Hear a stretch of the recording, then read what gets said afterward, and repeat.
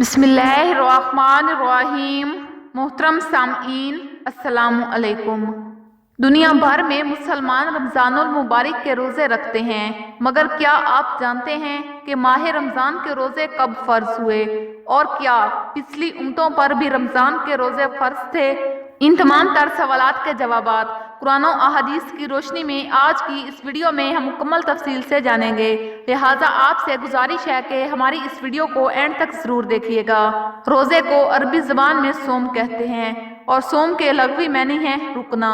اصطلاح شریعت میں صبح صادق کے طلوع ہونے سے لے کر سورج کے غروب ہونے تک اللہ تبارک و تعالیٰ کے قرب اور اجر و ثواب کی نیت سے قصداً کھانے پینے اور نفسانی خواہشات سے رکے رہنے کا نام روزہ ہے۔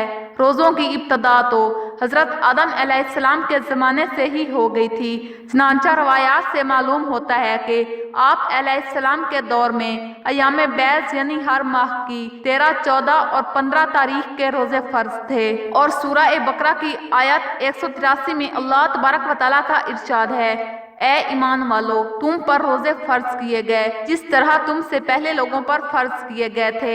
یہ آیت حضرت آدم علیہ السلام سے لے کر خاتم الانبیاء محمد مصطفیٰ صلی اللہ علیہ وآلہ وسلم تک تمام امتوں کو شامل ہے۔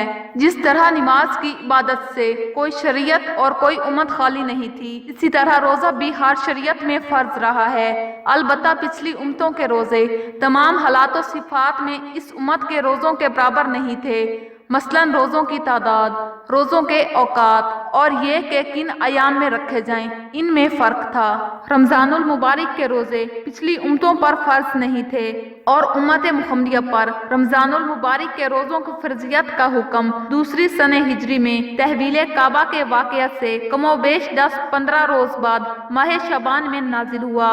آیت روزہ شعبان کے مہینے میں نازل ہوئی، جس میں رمضان المبارک کو ماہ صیام قرار دیتے ہوئے اللہ تبارک و تعالیٰ سورہ بقرہ کی آیت نمبر 185 میں ارشاد فرماتا ہے: رمضان وہ مہینہ ہے جس میں قرآن اتارا گیا، جو لوگوں کے واسطے ہدایت ہے، اور ہدایت کی روشن دلیلیں اور حق و باطل میں فرق کرنے والا ہے۔ سو جو کوئی تم میں سے اس مہینے کو پالے تو اس کے روزے رکھے، اور جو کوئی بیمار یا سفر پر ہو تو دوسرے دنوں سے گنتی پوری کرے۔ اللہ تم پر آسانی چاہتا ہے اور تم پر تنگی نہیں چاہتا، اور تاکہ تم گنتی پوری کر لو، اور تاکہ تم اللہ کی بڑائی بیان کرو اس پر کہ اس نے تمہیں ہدایت دی، اور تاکہ تم شکر کرو۔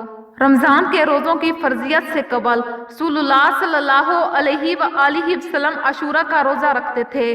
حضرت سلمہ ابن اکوع رضی اللہ تعالیٰ عنہ سے مروی ہے کہ رسول اللہ صلی اللہ علیہ وآلہ وسلم نے عاشورہ کے دن ایک شخص کو حکم دیا کہ لوگوں میں منادی کرائی جائے کہ جس شخص نے نہ کھایا ہو وہ روزہ رکھ لے، اور جس نے کھا لیا ہے وہ بھی شام تک روزہ داروں کی طرح نہ کھائے۔ پھر جب صیام رمضان کو فرض کیا گیا تو صوم عاشورہ کا حکم منسوخ ہو گیا۔ حضرت عبداللہ بن عمر رضی اللہ تعالیٰ عنہ سے مروی ہے کہ رسول اللہ صلی اللہ علیہ وآلہ وسلم نے یوم عاشورہ کا روزہ رکھا اور اس کے رکھنے کا حکم دیا۔ جب رمضان فرض ہو گیا تو اسے چھوڑ دیا گیا۔ ام المومنین حضرت عائشہ صدیقہ رضی اللہ تعالیٰ عنہا اور عبداللہ بن عمر رضی اللہ تعالیٰ عنہ سے مروی ہے کہ جب رسول اللہ صلی اللہ علیہ وآلہ وسلم دینم نورہ تشریف لائے تو صوم عاشورہ یعنی 10ویں محرم کے روزے رکھنے کا حکم دیا۔ جب رمضان کے روزے فرض ہوئے تو ارشاد فرمایا: اب صوم عاشورہ کے متعلق اختیار ہے، چاہے روزہ رکھے اور چاہے افطار کرے۔ حضرت عبداللہ بن عمر رضی اللہ تعالیٰ عنہ سے مروی ہے کہ نبی کریم صلی اللہ علیہ وآلہ وسلم نے یوم عاشورہ کا روزہ رکھا اور اس کے رکھنے کا حکم دیا۔ جب رمضان فرض ہو گیا تو اسے چھوڑ دیا گیا۔ امت مصطفیٰ صلی اللہ علیہ وآلہ وسلم سے پہلے یہود و نصارہ 10 محرم الحرام یوم عاشورہ کا روزہ با اہتمام رکھا کرتے۔ اسی طرح ہر قمری مہینے کی 13ویں، 14ویں اور 15ویں تاریخ کے دن، جنہیں ایام بیض سے معصوم کیا جاتا ہے، کہ روزہ پہلی امتیں بڑے اہتمام کے ساتھ رکھا کرتی تھیں۔ رمضان المبارک کے روزوں کی فرضیت کے بعد ان روزوں کی حیثیت سنت کا درجہ اختیار کر گئی کہ پیارے نبی رسول اللہ صلی اللہ علیہ وآلہ وسلم کا عاشورہ اور ایام بیض کے روزے رکھنے کا معمول مدت العمر قائم رہا۔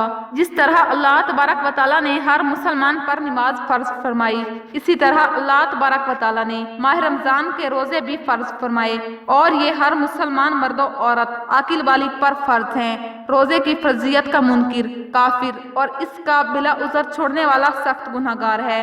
آخر میں اللہ تبارک و تعالیٰ سے دعا ہے کہ اللہ تبارک و تعالیٰ ماہ رمضان میں زیادہ سے زیادہ عبادت کرنے کی توفیق عطا فرمائے اور ماہ رمضان کے سارے روزے رکھنے کی توفیق عطا فرمائے اور ان تمام تر برائیوں سے ہمیں بچائے جن برائیوں کے اندر مبتلا ہو کر پہلی قومیں ہلاک ہوئیں اور اللہ تبارک و تعالیٰ کے دردناک عذاب کی مستحق قرار پائیں۔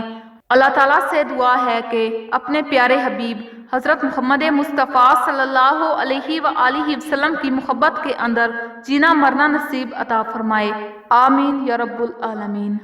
محترم سامعین، اگر ویڈیو اچھی لگی ہو تو ویڈیو کو لائک کریں اور ایسی مزید اسلامک ویڈیوز دیکھنے کے لیے ہمارے چینل کو سبسکرائب کریں۔